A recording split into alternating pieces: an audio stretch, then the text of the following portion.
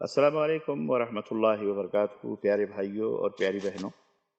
آئیے نماز کی اہمیت اور اس کے تعلق سے کچھ اہم باتیں جو ہمارے دلوں کو نرم کرنے والی اور نماز سے محبت کرنے والی ہیں، انہیں میں آپ کی خدمت میں رکھتا ہوں۔ نماز آپ کو پتہ ہے کہ یہ ایک اہم عبادت ہے۔ اللہ رب العزت نے قرآن کریم میں کئی مقامات پر اقیم الصلاۃ، نماز قائم کرو، نماز قائم کرو کا حکم دیا ہے۔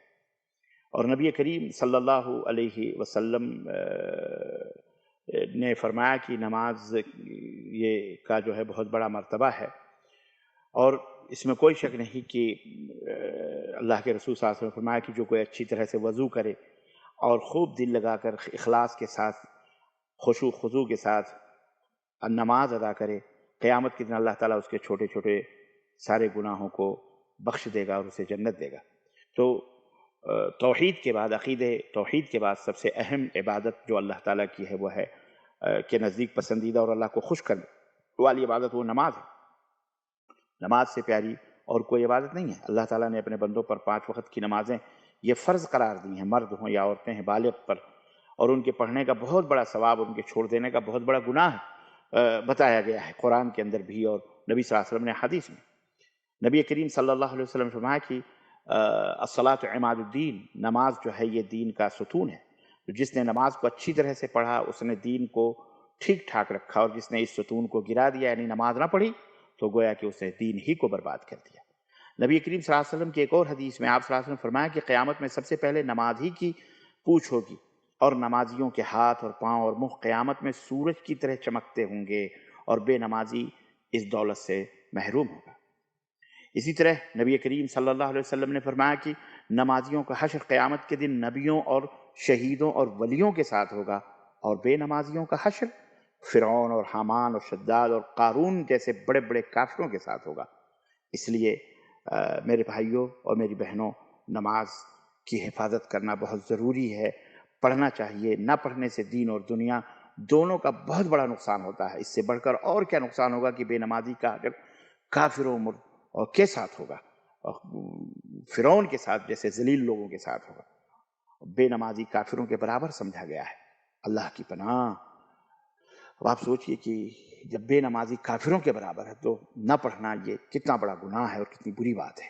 اس سے میں ایک اور حدیث میں آپ کی خدمت میں رکھوں کہ نبی کریم صلی اللہ علیہ وسلم نے فرمایا کہ سب سے پہلے جس بندہ اور کفر، یعنی بندے اور کفر کے درمیان جو چیز ہے وہ نماز کا چھوڑنا ہے۔ یعنی جب نماز چھوڑ دیا کسی نے، ترک کر دیا، تو گویا کسر مٹ گئی اور کفر آ گیا۔ چاہے بندے کے اندر نہ آئے، بس اس کے پاس ہی سے گزر جائے، مگر کفر میں اور اس میں کوئی فاصلہ نہیں رہتا ہے۔ تو بہت بڑی اس میں وعید ہے نماز کے تعلق سے۔ خاص طور سے عورتیں اس معاملے میں بڑی کوتاہیاں کرتی ہیں۔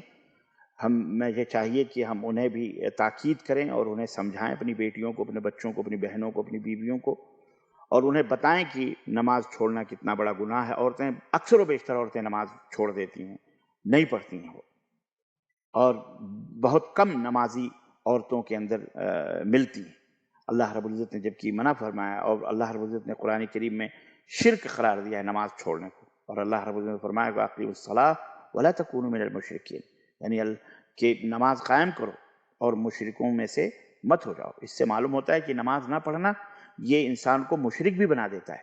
اور ایک حدیث میں تو یہ بھی ہے کہ یہ تو قرآن کی آیت تھی، حدیث میں اللہ کے رسول صلی اللہ علیہ وسلم واضح طور پر یہ بات بیان فرمایا کہ من ترک الصلاۃ متعمدا فقد کفر، یعنی جان بوجھ کر قصدن نماز کو جس نے چھوڑ دیا وہ کافر ہو گیا۔